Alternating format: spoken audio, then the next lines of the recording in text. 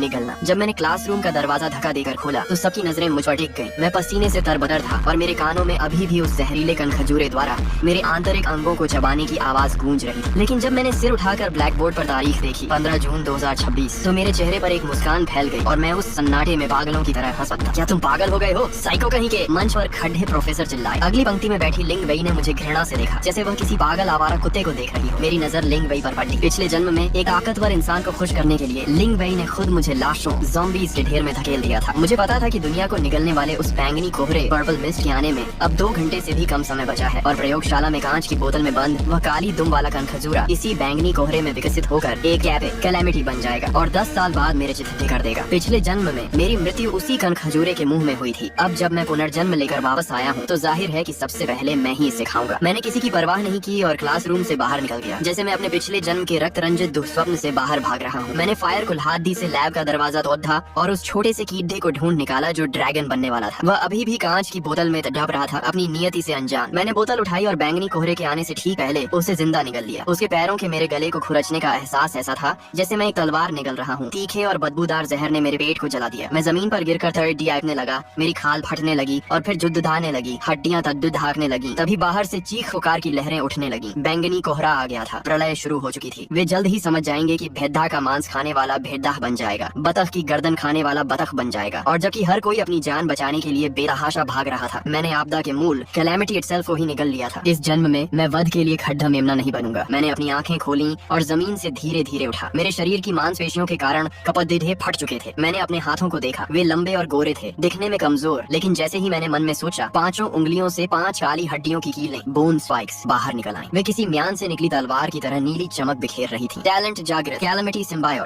Symbiote, SSS grade, क्षमताएं, जहर का कोई असर नहीं, इम्यूनिटी, अंगों का पुनर्जन्म, रीजनरेशन, बाहरी कंकाल का सख्त होना, एक्सोस्केलेटन हार्डनिंग और जहर पर नियंत्रण, टॉक्सिन मैनिपुलेशन सफल रहा। मैंने अपनी मुट्ठी कसी और शरीर के भीतर उस भयानक शक्ति को महसूस किया। मैं दबी हुई हंसी हंसने लगा जो खाली लैब में गूंज उठी। तभी लैब का दरवाजा किसी भारी ताकत से टकराकर उड्डीट गया। पूरा दरवाजा कागज के टुकड़े की तरह उद्दीट कर दीवार से जा टकराया। धूल हटने पर दरवाजे पर एक विकृत आकृति खद्दी थी। वह स्कूल की सुरक्षा गार्ड जांग होंग थी, लेकिन अब उसे इंसान नहीं कहा जा सकता था। उसकी वर्दी फूलती हुई मांसपेशियों के कारण फट गई थी। खाल नीली धूसर हो गई थी और उस पर काले रंग के दाने उभर आए थे। उसके सिर का बायां हिस्सा 2 गुना सूज गया था। एक आंख सॉकेट से बाहर लटक रही थी और मुंह से पीला हरा थूक बह रहा था। बैंगनी कोहरे के पहले झटके में झांग होंग अत्यधिक उत्तेजित अवस्था में होने के कारण बहुत अधिक कोहरा निकल गई थी, जिससे वह साधारण लाश ज़ॉम्बी बनने के बजाय सीधे एक म्यूटेंट वेरिएंट में बदल गई। म्यूटेंट झांग होंग ने एक जंगली